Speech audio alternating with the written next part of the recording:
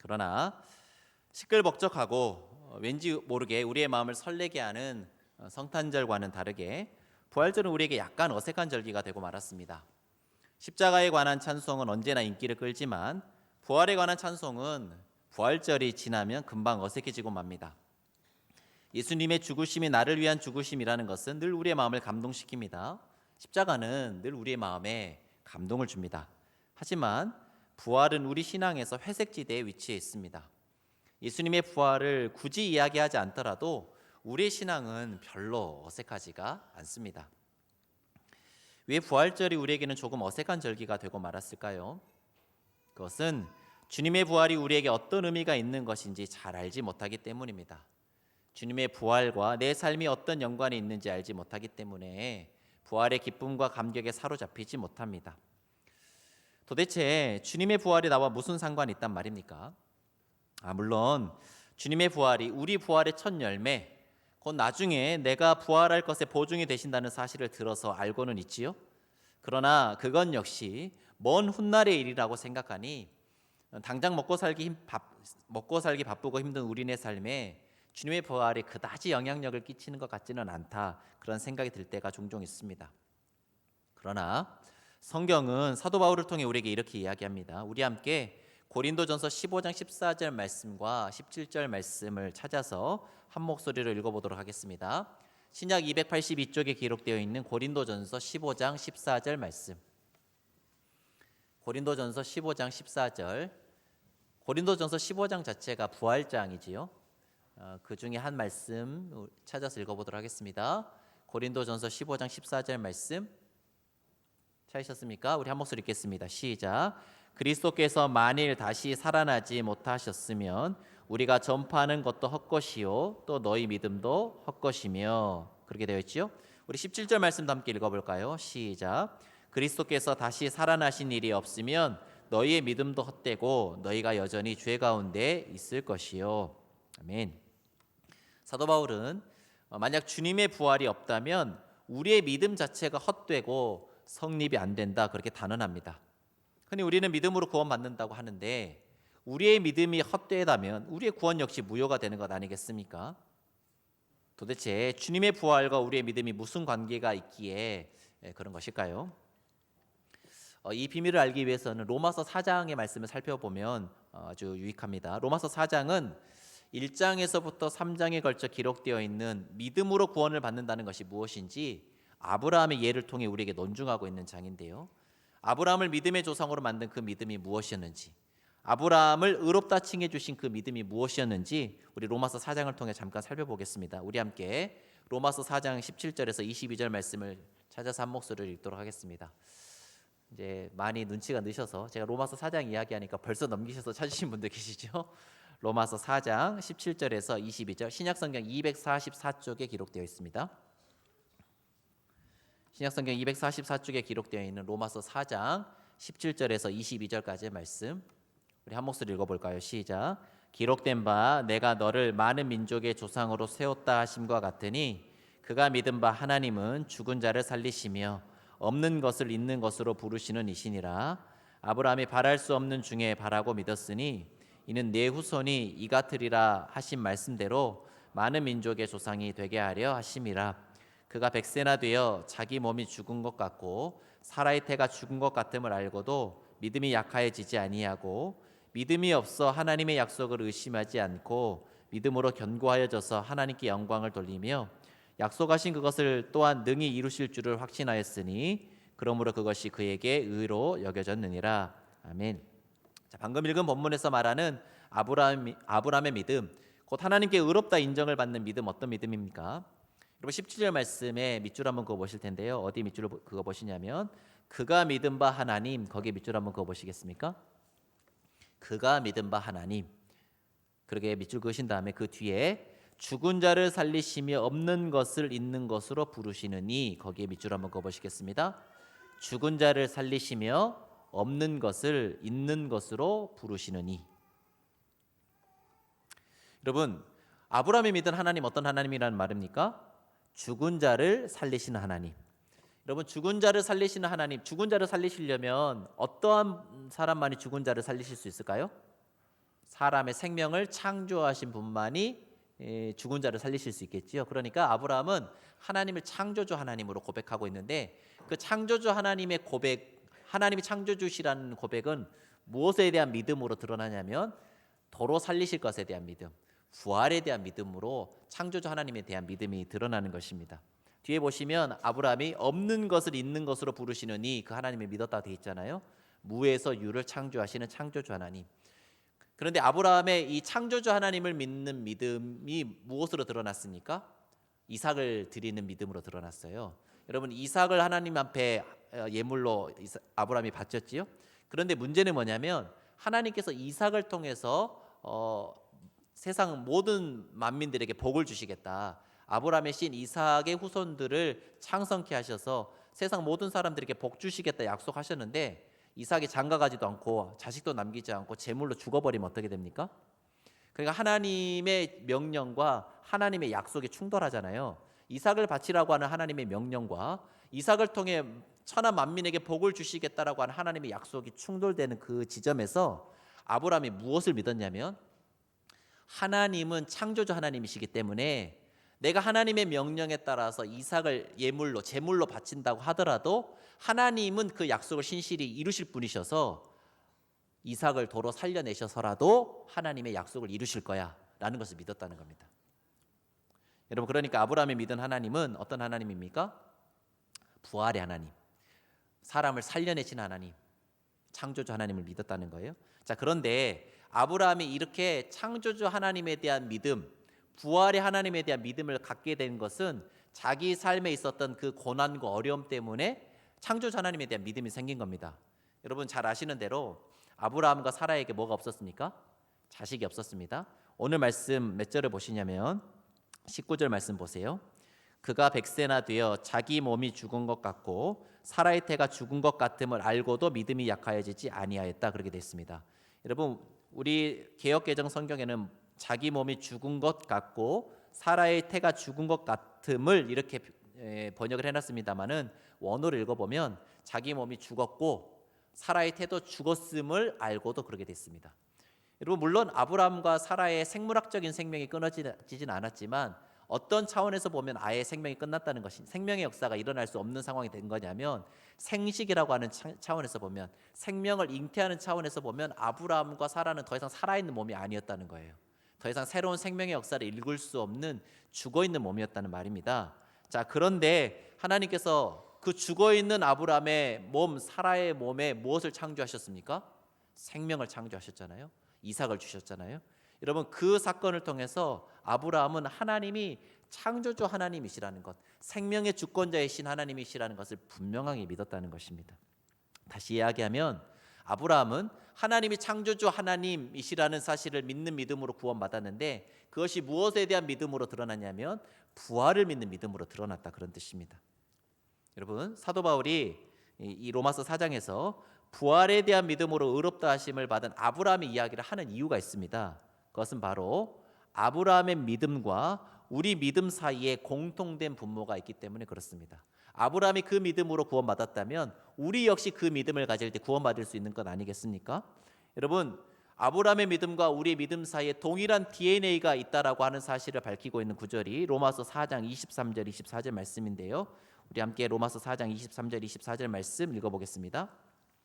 시작. 그에게 의로 여겨졌다 기록된 것은 아브라함만 위한 것이 아니요 의로 여기심을 받을 우리도 위함이니 곧 예수 우리 주를 죽은 자 가운데서 살리신 이를 믿는 자니라. 자, 펜을 가지신 분들 어디에 밑줄 그어보시냐? 예수 우리 주를 죽은 자 가운데서 살리신 이, 거기에 밑줄 한번 그어보실까요? 예수 우리 주를 죽은 자 가운데서 살리신 이. 자, 아브라함이 믿었던 하나님, 죽은 자를 살리시며 없는 것을 있는 것 같이 부르시는 분, 그 창조주 하나님을 아브라함이 믿었는데, 우리는 그 하나님을 어떤 하나님을 고백하느냐? 예수 우리 주를 죽은 자 가운데서 살리신 분. 그러니까 우리는 예수님을 통해서 하나님이 창조주시라는 사실을 알게 되었다, 그런 뜻입니다. 여러분, 세상을 창조하실 때 그 창조 현장에 있었던 분 안 계시잖아요. 근데 우리가 하나님을 창조주라고 고백할 수 있는 이유는 하나님께서 죽었던 생명을 살리신 현장을 우리가 믿기 때문이에요. 예수 그리스도의 부활을 믿음으로써 우리는 하나님을 창조주 하나님이라고 고백하는 것입니다. 하나님을 생명과 부활의 주권자로 고백한다는 점에서 아브라함의 믿음과 우리의 믿음이 정확히 일치하는 것입니다. 여러분, 그렇다면 아브라함이 그 믿음으로 의롭다 하심을 받았으면 우리는 어떤 믿음으로 의롭다 하심을 받는다는 것입니까? 예수님의 부활을 믿는 믿음으로 의롭다 하심을 받는다, 그런 뜻입니다. 여러분, 그래서 로마서 4장은 다음과 같은 결론으로 말씀을 맺고 있는데요. 우리 함께 로마서 4장 25절 말씀도 한 목소리로 읽어보도록 하겠습니다. 로마서 4장 25절 시작. 예수는 우리가 범죄한 것 때문에 내줌이 되고 또한 우리를 의롭다 하시기 위하여 살아나셨느니라. 우리를 의롭다 하시기 위하여 살아나셨느니라.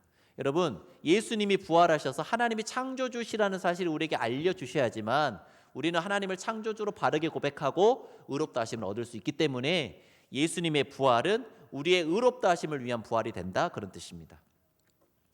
여러분, 예수님의 부활을 믿는 믿음으로만 의롭다 하심을 얻을 수 있다는 말씀이 기록된 로마서의 또 다른 구절이 로마서 10장 9절인데요. 우리 함께 로마서 10장 9절 말씀도 찾아서 한 목소리를 읽어보도록 하겠습니다. 신약성경 253쪽에 기록되어 있는 로마서 10장 9절. 신약성경 253쪽 로마서 10장 9절 말씀 찾으셨습니까?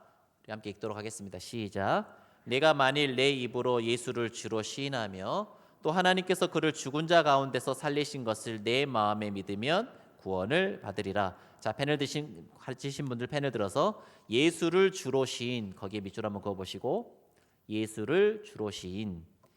다음에 어디에다 밑줄 그으시냐면 하나님께서 그를 죽은 자 가운데서 살리신 것을 내 마음에 믿으면, 거기에 밑줄 한번 그어보시겠습니까?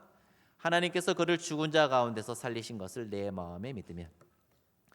자, 그러면 구원을 받는다. 우리를 구원에 이르게 하는 믿음, 어떤 믿음이라는 거예요?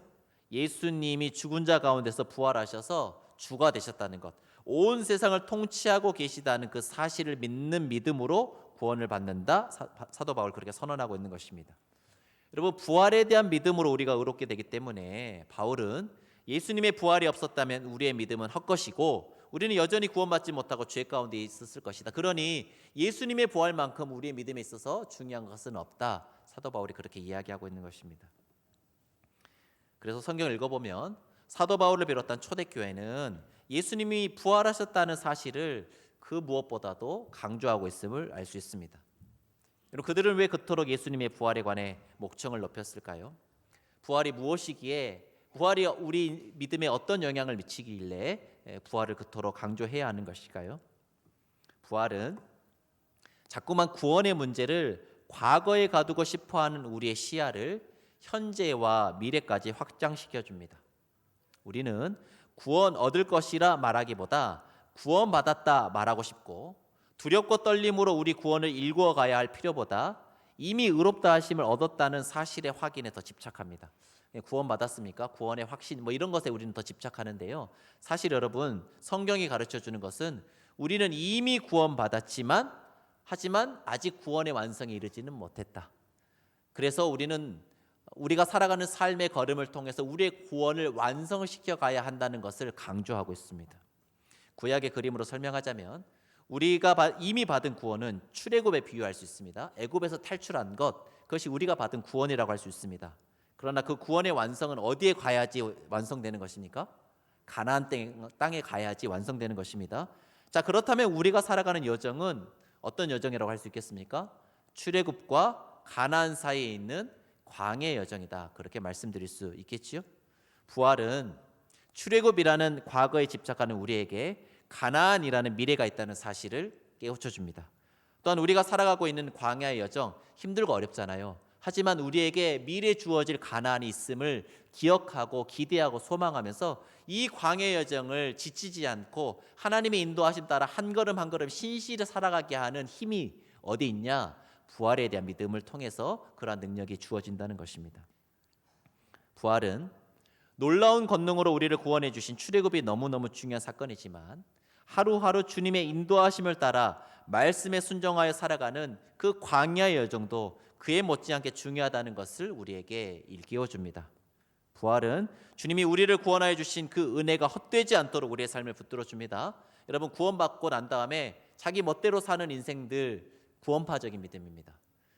여러분, 진짜 구원받은 사람은 구원에 대한 확신을 가지고, 그러나 또한 언젠가 주어질 구원을 바라보면서 오늘 하루 주어진 삶을 주님 뜻에 따라서 신실히 살아가는 그 삶이야말로 진정 구원받은 자의 삶이라고 할 수 있습니다. 그런데 그러한 능력이 무엇을 통해서 주어진다고요?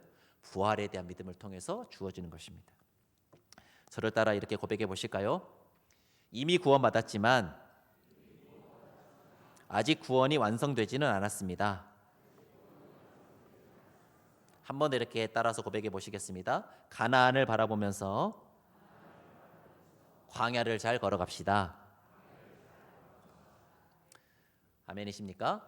자, 그렇다면 이미와 아직 사이를 살아가는 우리의 삶, 어떤 삶이어야 할지 그것을 잘 알려주는 본문이 오늘 우리가 읽은 로마서 6장 3절에서 5절까지의 말씀인데요. 로마서 6장 3절에서 5절까지의 말씀 우리 한 목소리로 읽어보도록 하겠습니다. 로마서 6장 3절에서 5절, 신약성경 246쪽에 기록되어 있는 로마서 6장 3절에서 5절 말씀 함께 읽습니다. 시작. 무릇 그리스도 예수와 합하여 세례를 받은 우리는 그의 죽으심과 합하여 세례를 받은 줄을 알지 못하느냐. 그러므로 우리가 그의 죽으심과 합하여 세례를 받음으로 그와 함께 장사되었나니 이는 아버지의 영광으로 말미암아 그리스도를 죽은 자 가운데서 살리심과 같이 우리로 또한 새 생명 가운데서 행하게 하려 함이라.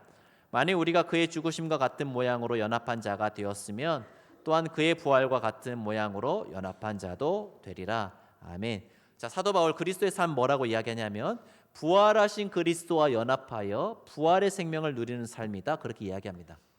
주님의 부활 과거에 일어났습니다. 또한 우리 몸의 부활은 미래, 곧 주님이 재림하시는 언젠가 일어나게 될 것입니다. 그렇다면 이미와 아직 사이를 살아가는 우리는 지금 곧 이 땅에 살아가는 동안에 어떠한 삶을 살아야 합니까? 이미 부활하신 주님의 능력을 덧입고 앞으로 주어질 부활의 완성을 기대하고 소망하시면서 부활의 능력, 곧 주님 주시는 새로운 생명의 능력을 따라 거룩히 변화된 삶의 걸음을 걸어가야 한다는 것입니다. 우리가 종말에 온전히 누리게 될 그 부활의 능력을 부분적으로나마 이 땅에서도 누릴 수 있는 이유는 우리 안에 부활의 영이신 성령님께서 계시기 때문입니다. 부활의 능력은 우리 안에 내주하시는 성령의 능력인 것이지요. 그 성령의 능력은 우리를 죄와 사망의 세력으로부터 해방시키시는 능력입니다. 여러분, 성령님께서 오셨기 때문에 우리가 죄를 이길 수 있는 것입니다. 그 전에 우리는 죄에 순응하며 살아가고 죄의 지배를 받고 살아가는 것이 당연했습니다. 그러나 성령님께서 우리 속에 오셨기 때문에 죄와 싸우고 싶은 마음이 드는 겁니다. 죄와 싸울 수 있는 능력이 주어지는 것입니다. 그것을 일컬어 오늘 본문은 새 생명이다, 그렇게 이야기하고 있습니다.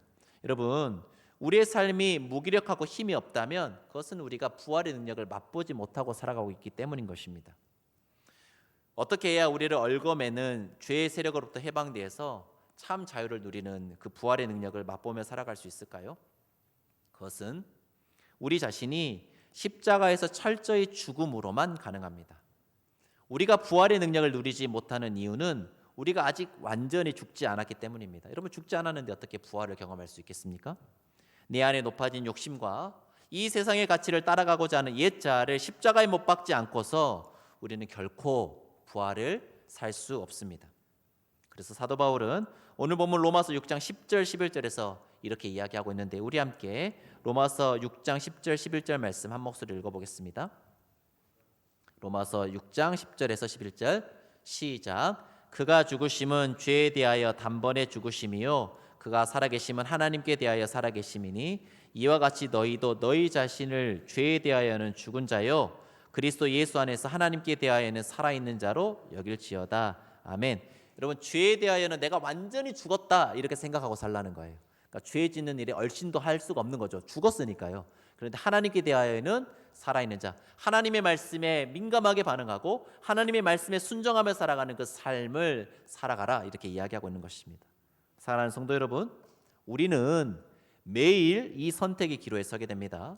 우리는 매일 매순간 우리의 욕심과 세상의 기준을 따라가고자 하는 죽음의 삶과 성령의 생각을 쫓아가고자 하는 부활의 삶 사이에 서 있는 것입니다.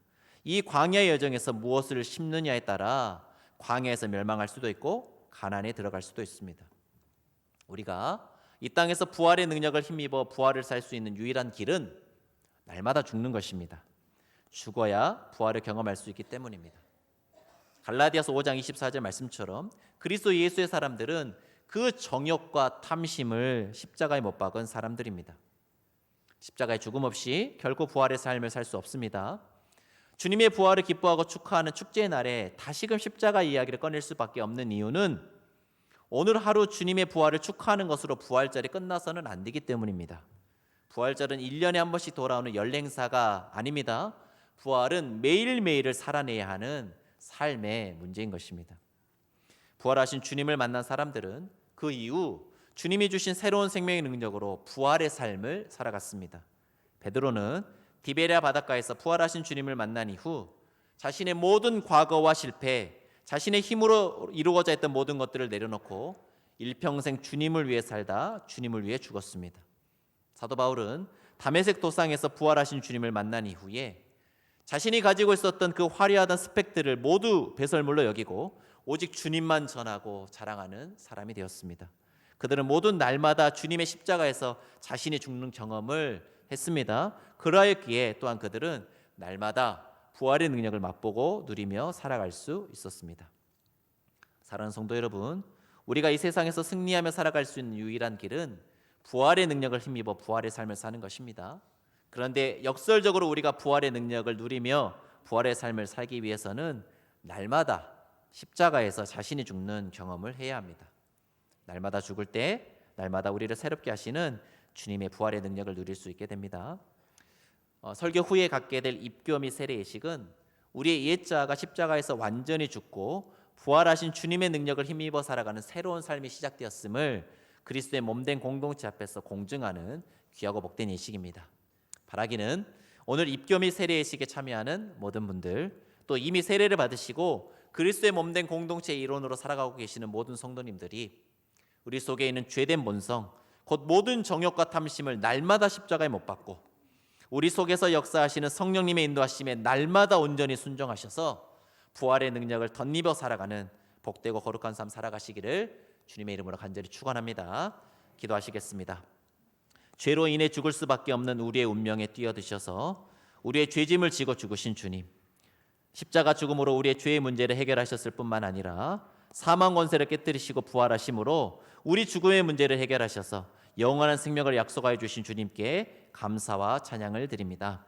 오늘 주님의 죽으심과 주님의 부활에 믿음으로 연합하고 그리스도의 몸된 공동체 일원으로 공중받는 세례식에 참여하는 복된 심령 위에 성령 충만 부어주셔서 주님이 주시는 새로운 생명으로 날마다 승리하며 살아가는 복된 생애 다 되게 하여 주옵소서. 우리 속에 생명의 능력으로 역사하시는 성령님의 인도하심 따라 날마다 주와 함께 죽고 날마다 주님과 함께 살아가는 거룩한 한강의 성도들이 다 되게 하여 주옵소서. 이 모든 말씀 우리를 위하여 죽으시고 부활하신 우리 구주 예수 그리스도의 이름으로 기도합니다. 아멘.